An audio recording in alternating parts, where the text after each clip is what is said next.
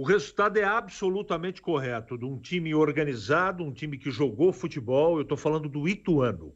Acreditem, o Ituano, na situação que estava, veio a Campinas com um futebol bem organizado, com valores individuais tranquilos, jogadores confiantes, muito diferente da Ponte.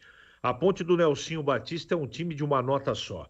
Quando o Gé não está, não tem ninguém para preparar o jogo para o restante, porque o time vive de ligação direta, essa é a grande verdade. A Ponte é um time sem confiança, é um time amedrontado, é um time com problemas gravíssimos de ordem técnica de montagem, é um time de uma nota só, não é um time previsível.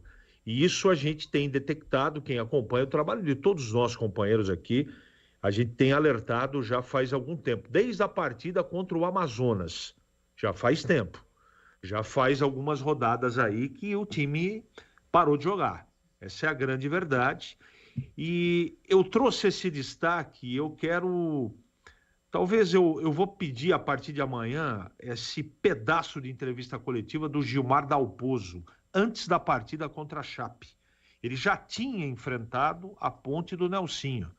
E ele, nas entrelinhas, deixou muito claro, para mim, pelo menos, e vivi a minha vida toda fazendo entrevista, ele disse: eu sei como a Ponte joga, e olha que a Chape tem um time muito, mas muito limitado. Tão limitado como o time da Ponte. E a Ponte joga, sugeriu, de uma maneira apenas.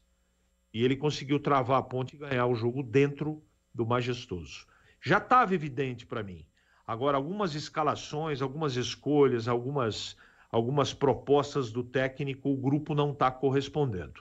Se vai trocar, não sei, não é problema meu. Mas que o Nelsinho, nesse momento, é o grande responsável por esse futebol pobre, apesar do time com problemas de montagem, apesar do time ter deficiências em quase todas as posições, mas o treinador não consegue, não está conseguindo fazer esse grupo reagir. Repito, não é tarefa minha nem sugerir, né? É assim que eu penso, se tem que trocar, se não tem que trocar, isso é problema do presidente. Agora, o que está sendo feito hoje no comando do Nelsinho Batista é o pior trabalho em termos de comando técnico de toda a Série B. Vitória absolutamente justa e goleada de um time que jogou futebol. A Ponte deu trombada. Edu.